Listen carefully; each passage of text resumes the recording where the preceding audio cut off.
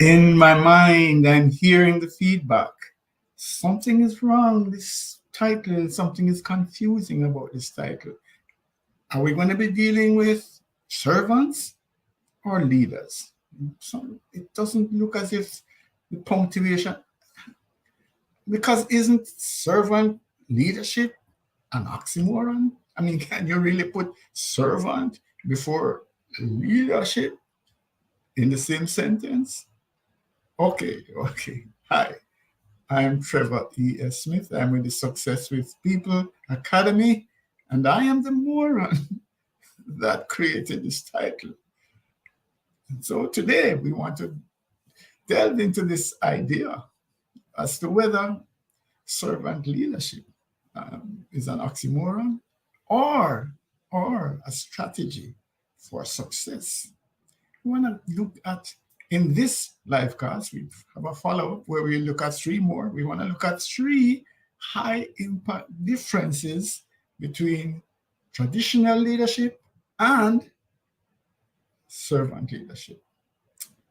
Let's move the process forward. So we want to examine micromanagement. One of the characteristics of traditional leadership is micromanagement. And as you would have known if you have been joining us in these live class, we tend to uh, color outside of the lines. So the words you see there might not be the full interpretation of how we are understanding them.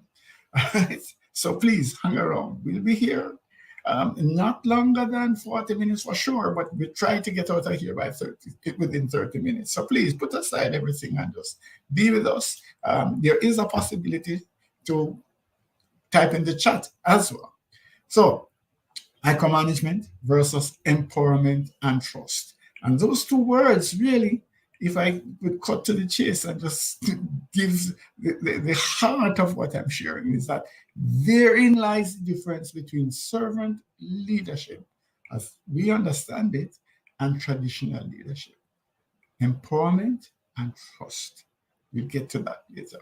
And then the other thing would be to look at the decision making process, where in the traditional approach, it tends to be centralized, going up top down, if you want to call it that. And then the other servant leadership approach is to be a lot more collaborative. And then again, don't let the words get to you.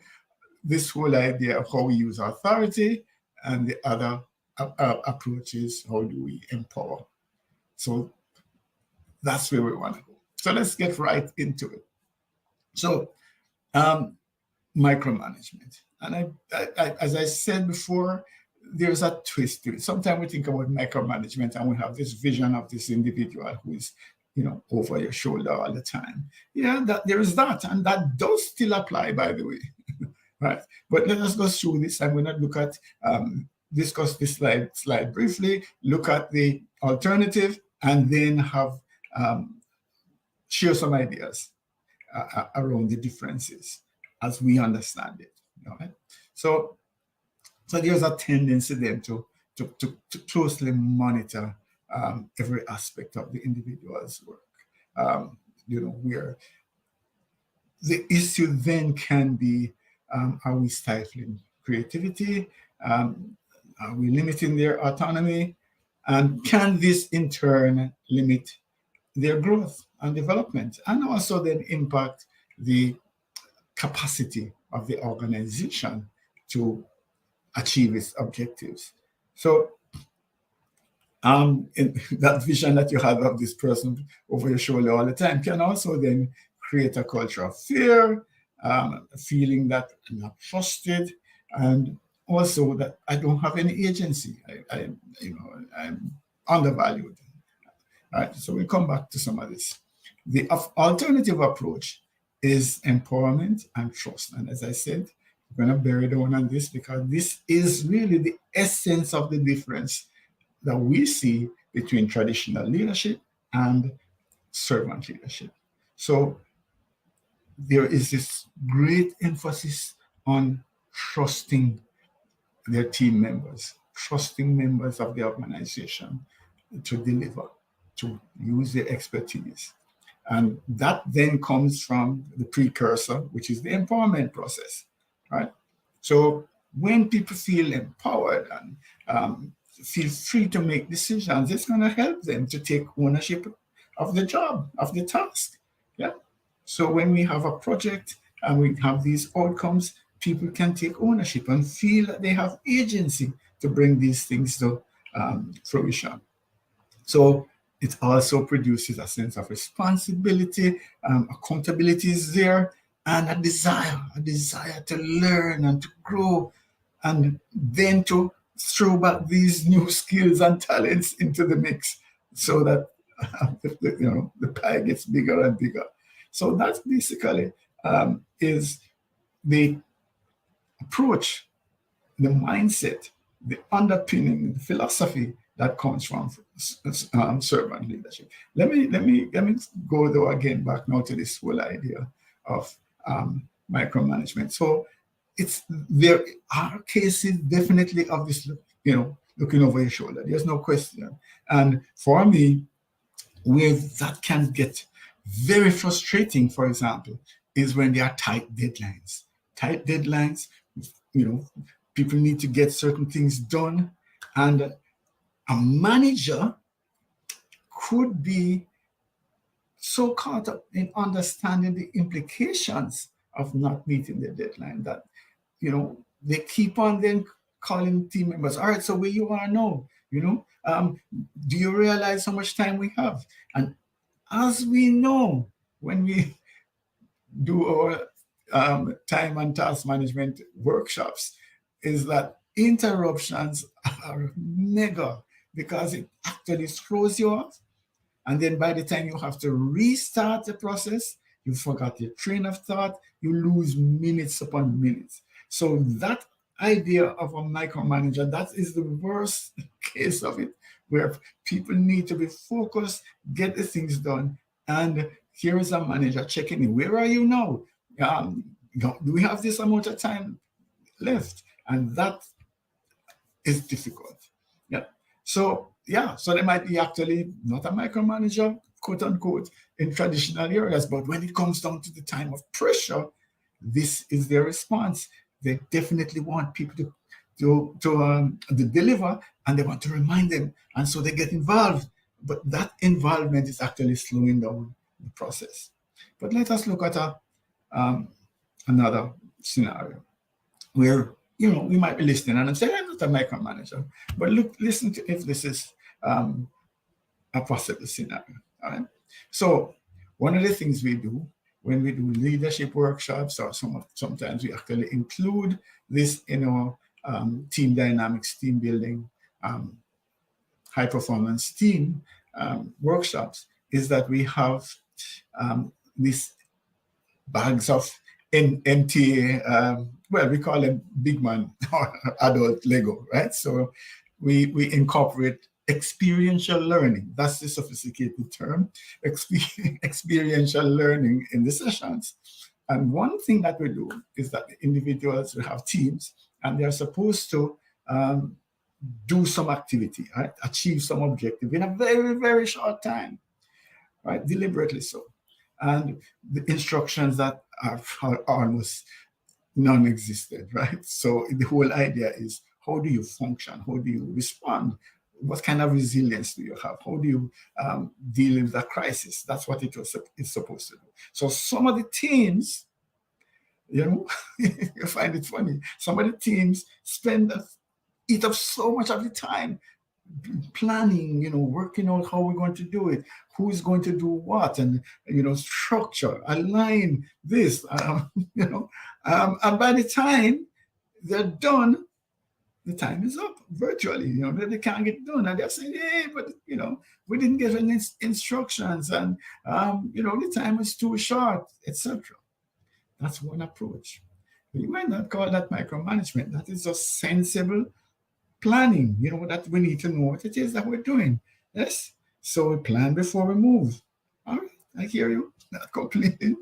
The other approach, the people who are successful basically go at it. They get the adult pieces and they start to work.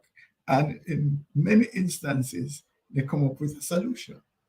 All right. So you're saying, well, that's crazy. I mean, that's, yes, that is miss, hit or miss. I hear you. I hear you. But and here is the but. The question is, if you have limited time and there is need for action, what should you do? But that's not my real point here. My real point here is that those teams that go into action has a characteristic of servant leadership that is fundamental. And what is that characteristic? Trust. Let me say that again. The teams that are successful in the exercise have a characteristic of servant leadership, and that characteristic is trust. They say, I trust, and trust is not independent as if like stealing or whatever. Trust is a confidence in your ability, a willingness to allow you to make your decisions. That's what I'm talking about. So there's a sense that, hey, we are sensible people. We are going to trust ourselves. We are going to have confidence in our ability to get this task done. That's where I'm going. That is the essence of servant leadership. The willingness to have confidence in individuals to deliver. And that comes with the precursor, though, of empowerment. You can't just trust people without, having some basis, they need to have some level of ability, some capacity, some agency. So the heart of servant leadership, and maybe that is it, you can stop now after the 5 minutes. The heart of servant leadership is this understanding that if we develop people, if we empower people, if we train and invest in their development and give them opportunities to make decisions and back them, we're going to get to a place where we have lifted the capacity of the team to achieve much more. And so we can actually trust them. We don't have to micromanage. We don't have to look over their shoulder because we know that they have the capacity, they have the interest, and they can be depended on to deliver. That is the heart. Okay, so we still have 7 more other areas, that we could look at. But let us look at this one first. The fundamental difference then is the degree to which there is trust and empowerment in the leadership. That is, for me, the distinguishing factor between the traditional leadership and servant leadership. So it's not necessarily, I'm, primus inter pares, I'm, one of, many, same, and all of us, and we get together and the hands in. Yeah, that is there. That might manifest itself. But the key is the extent to which we understand the importance of developing capacity, trusting that capacity to the point where we can empower, we can give people the opportunity to make decisions. That's it. So when we talk about this micromanagement, this runs counter. I remember head of my department in Germany, Chris German, says Vertrauen is good, aber control is better. Trust is good, but control is better. I hear it as well, I understand it, but that's where we want to make a distinction then between empowering, developing, and then providing the confidence to let people function at their best. All right, let's move forward. So centralized decision making. And again, you might say, hey, that's not really. But is there a tendency that things need to come up to the top to be signed off on? Is there some kind of a hierarchy? Let's look at that. One of the things that we find out with this centralized thinking is that there are channels, and you have to go through the channels. you know, I have got myself in trouble by, presenting ideas maybe 2 levels above where I am. You can't do that. No, no, no, no, that's not done. I was once told, the next time you do that, I'm going to embarrass you. I'm going to embarrass. No, you have to go through the channels. And so that you might say, okay, fine. That makes sense because there's structure. And then you don't want people to be climbing over and doing all sorts of fancy things. You really do want some structure. I hear you. But, and let's still come back to a but, what does that do in terms of involving tapping into the information, tapping into the ideas and the skill sets of all team members? Yeah. Yeah. And so, yeah, I understand if you let people loose, what kind, they might have chaos because we have the experience, we have the knowledge. They don't have this information that we have. I hear you. And so that is why we have it. But I'm still saying a but.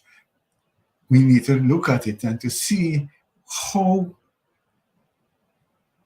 what kind of impact this would have on individuals who have burning ideas, who would like to help, but have no opportunity. That's part of the reason why we have the low employee engagement. So let's pick up the pace a little bit here. One of the things then is the feeling that, okay, it's management business that's I see the problem, yeah, but it's not my pay grade. Let's leave that to managers to deal with that. We did a workshop, a leadership workshop, where we're talking about taking charge when you're not in charge. We were invited actually to come and talk to middle managers to say, listen to me, you need to take ownership of this process. You need to take ownership. So taking charge when you're not in charge, that's something that we have to look at in organizations. And that's a tendency then towards moving towards servant leadership, where we're not just then saying, here's a hierarchy, and these things are to be dealt with by the leaders, and no matter what you see, and no matter how you feel about the matter, it's not your responsibility. And so we're actually missing out on opportunities for innovation because the people at the front line are the people that see it, they can feel it, they can see when the systems are not working, and yet still we don't tap into that information because we know better. We have the degrees, we have the experience. Sad. Okay. And then, of course, because we're not so engaged, because nobody is tapping into asking me about my opinion, and we just go through the motions. And the studies consistently over the years indicate that more than 2/3 of employees are going to work and just going through the motions. Less than 1/3 of your staff are fully engaged. Okay? That's a question. But also, if you look at number 4, we're looking at the whole question of resilience. Certainly, COVID and some of the bold upstart moves in terms of people coming into industries and taking over has brought to the fore the need for organizations to be more resilient, to respond more rapidly to change. And so if the knowledge, if all of these structures are at the top, how resilient can you be? How quickly can you identify what's happening in the marketplace in order to be able to come up with solutions and take chance, seize opportunities, I should say. Yeah. Okay. All right. So the alternative approach, of course, is collaborative decision making. And see our leaders saying, hey, how can I serve you? And my role here is to help you to perform. My role here is not to dictate to you what to do. I am here to empower you. I am here to guide you. I'm here to answer your questions. I'm here to provide you with solutions, with the tools, with the resources to get things done. That is the servant leader. That's my role. My role is just to make you better. My role is to make you more productive. My role is to help you to develop to a place where you can, in fact, deliver at a higher level. That's it. That's all I'm about. And if you have that understanding of leadership, you're going to be a lot more successful. All right. Okay. And so what does that add to the table then? Well, of course, we're going to be more creative and innovative because people are going to feel more comfortable speaking out. They're going to have an idea, and there are no foolish ideas. So people will come up with their suggestions. And we're not saying that we're going to break down all the structures and everybody can come and sit in the managing director's office at the will. That can happen as well. But I'm always saying to you, but there can be that capacity for people to be able to bring ideas to a place that they think it will, be acted upon. Am I suggesting chaos? Maybe, maybe a little bit. But seriously, we need to get to a place where ideas are not killed. All right. And then when people have some sense that I'm a part of this, my ideas are involved in this, then of course they're going to take ownership for it. And then of course they're going to be more committed. Yeah. When this is not just something that they say, what the middle managers, the supervisors come, management say you are to do this, management say this, management. Yeah, no. Now it is, we are doing this, and this is how we are going about it. And some of the things that we have suggested have actually been implemented. Here are some resources that we wanted, and we actually got them. Yeah, we are together in this process. And of course, problem solving. You have people who are more engaged, people who are closer to the process. They are also able to identify potential blind spots that are not seen, and that collective wisdom will enhance the problem-solving process. And we talked about the engagement, of course. Once people are in that mode, they're a lot more engaged, and we can come up with faster answers to emerging situations. The authoritarianism, we need to look at that. That is here as well. And again, you might think, oh, this kind of dominant, bully kind of dictator. Yeah, there is still that, by the way. There's still that. And anybody who follows the media will know that there is still that. But the question would be also, is there not a sense of top-down decision-making in your organization? Just asking. Yeah. How many important decisions are made without the involvement of middle management or any other tier of management? Yeah.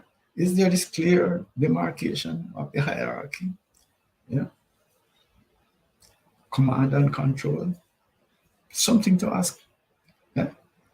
And when we have that, then there can also be, again, we go back to this intimidation, this concern about whether we should just leave something. This is not my business.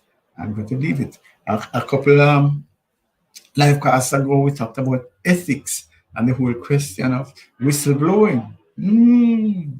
Is the organization helped? Not the individuals. Is the organization helped by a climate in which whistleblowing is a possibility? Talking the organization, no, not necessarily individuals. It's a question we have to ask ourselves. And so some of the traditional challenges that come from that then is that there is so much respect for channels that we do nothing about it. People are so caught up, they're moving it out of the business circle. There is an individual who allows them to amputate the wrong leg because of his respect for authority. There is a famous situation where there's a flight, a plane is crashing because the individual, the co-pilot, doesn't want to override the judgment of the captain. So we have to get to a place to understand that it can be dangerous. Yes, there is command, there is control, but it can be dangerous to live in a situation where um, there's too much adherence to that rule. And so the servant leadership approach is different. Yes, where we want to have, of course, integrity and all of those things, but the focus has to be on service.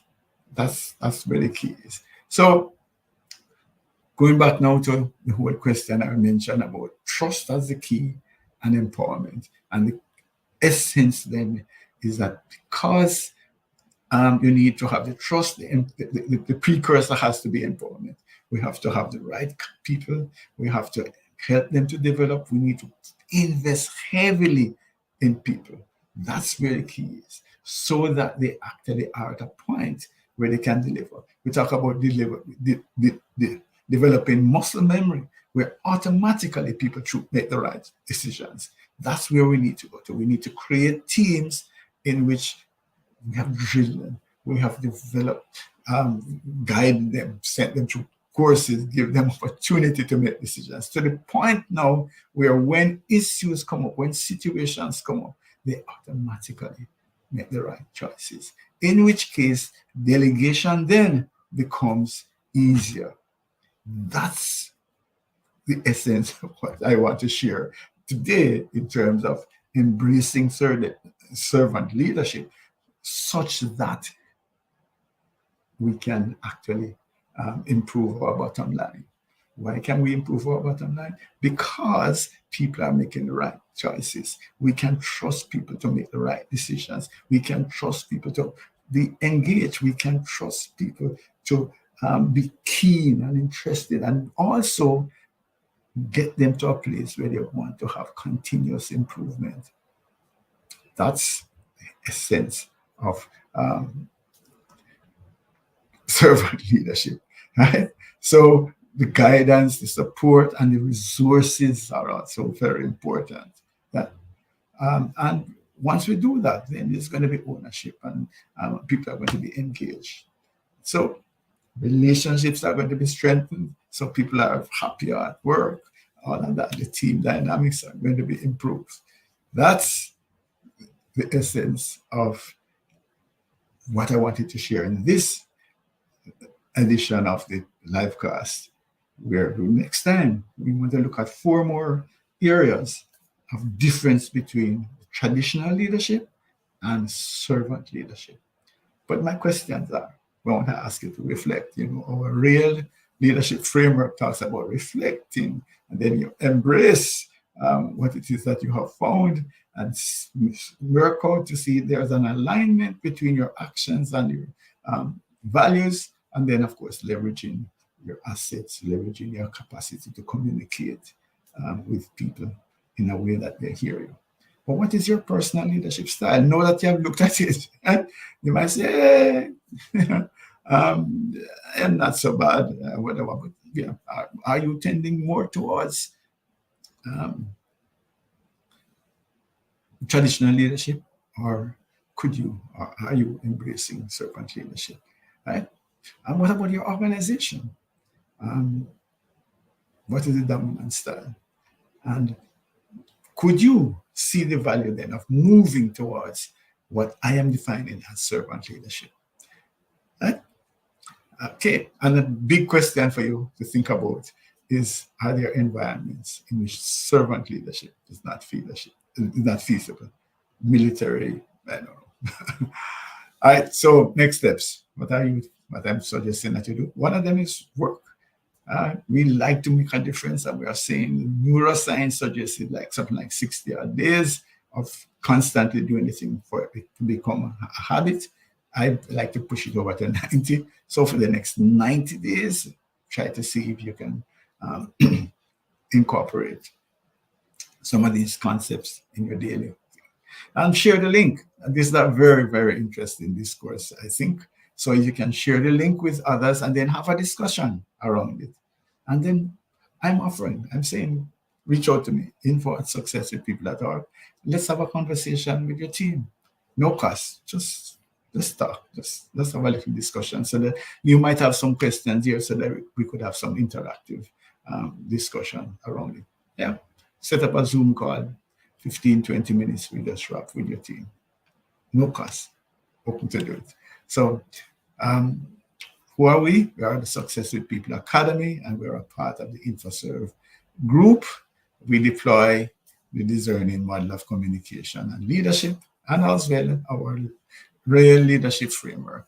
And that's what basis in which we work with leaders, we work with teams to enhance productivity. And of course, we also are franchise holders for Extended DISC. So we do behavioral DNA assessments to help people to understand their leadership style, understand how to lead others, understand the team dynamics, look at team maps, all of that. So we are SHRM recertification providers, which means that our courses, when we do certifications, you can use those certifications to re-certify yourselves, whether you are SHRM CP or SHRM SCP. Thank you. We'll talk again next week. Bye.